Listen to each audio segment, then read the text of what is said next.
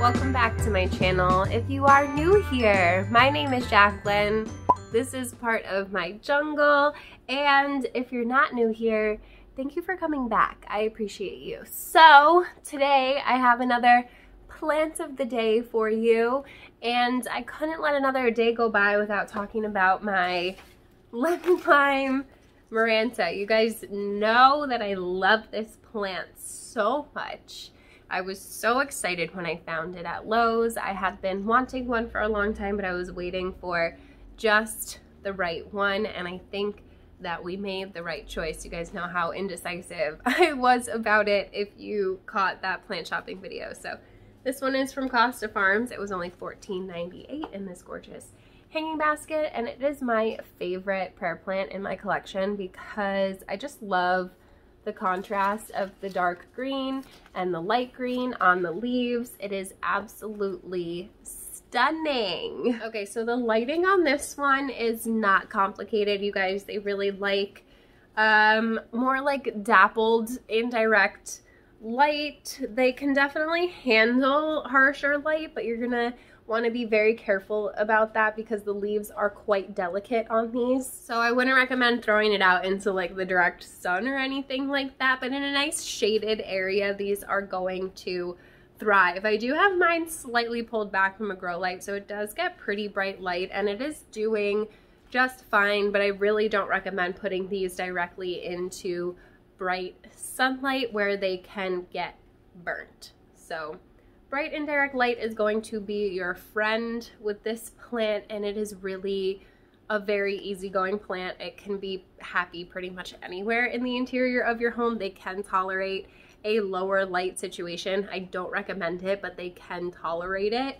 So there is that. This is a good option for the interior of your home if you don't have a lot of window space. Okay, so water on this one is definitely gonna be your biggest takeaway from this video, probably, because that is where a lot of people go wrong. It is definitely a thirstier plant. It is a Maranta. It is a prayer plant.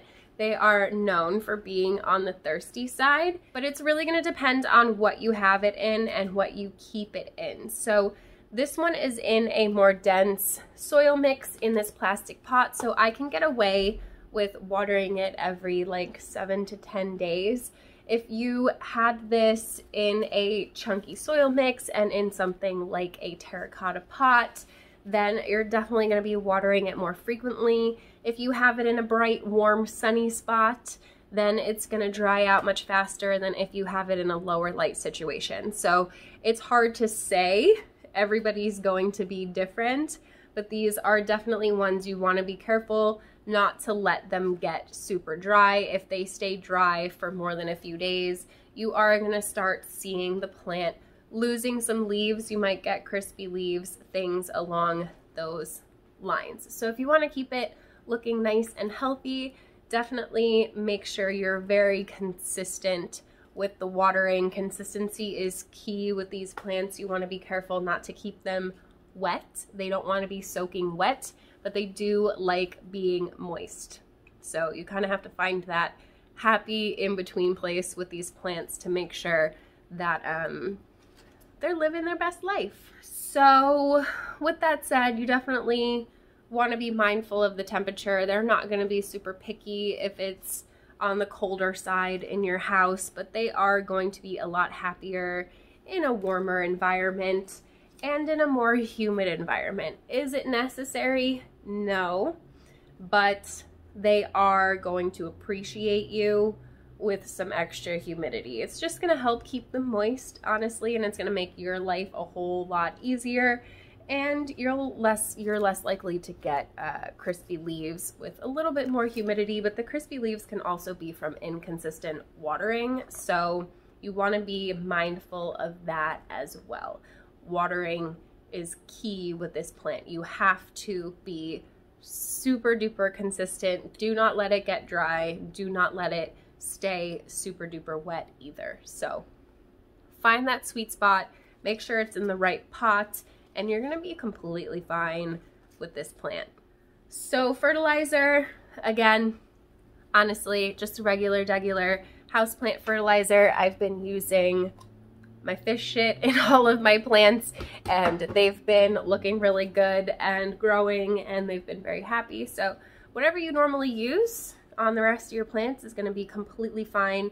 I do not know this plant to be a heavy feeder. I do not think that it needs any specific nutrient that I am aware of. I don't think it's very picky about it, so correct me if I'm wrong, but I don't give this any special treatment at all. I treat it the same as all the rest of the common plants in my collection.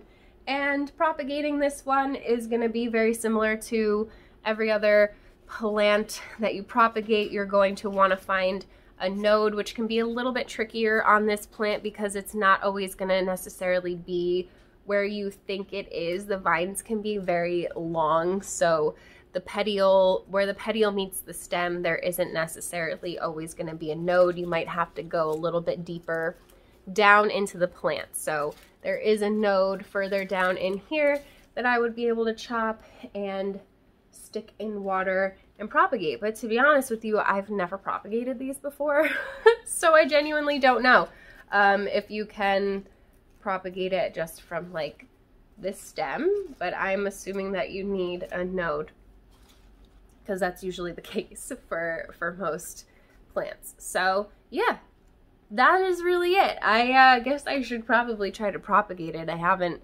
done that yet, but I have had this for a few months now, and it has been doing perfectly fine in my care. It's got some new leaves coming in, and I love that when they age, they get to this like really deep, dark green.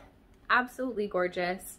Not mad at this plant. If you do not have one in your collection, I highly recommend it if you have the patience to figure out what it needs. Once you figure out what it needs, it is so easy. A lot of people are going to tell you this is a really easygoing plant and that they don't even give it any special attention, and it's fine. So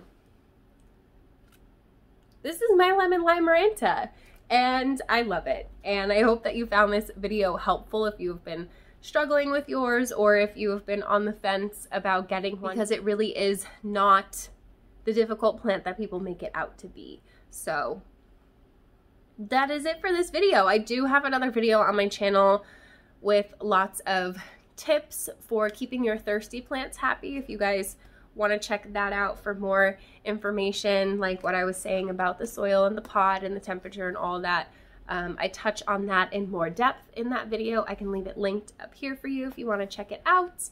And that is it for this one. I hope that you guys have been enjoying the plant of the day videos and PLANTMAS and all that good stuff. Don't forget to check out the PLANTMAS playlist if you have been behind. I know it's a lot of videos to keep up with, but maybe you'll have time to binge watch the playlist when things calm down after the holiday season. So that is it. I hope that you guys had fun hanging out with me. If you did, you should give this video a thumbs up. Don't forget to subscribe. Hit the notification bell so you don't miss anything from me. There's a join button down there if you want to be part of the official plant fam. If not, there's a super thanks button if you want to super thanks me. Everything is appreciated. I literally cannot do this without you guys. You have no idea how much I love you, and I hope I see you in the next one. Bye! Snow is falling, all the windows in the rain is pouring. It will always be Christmas.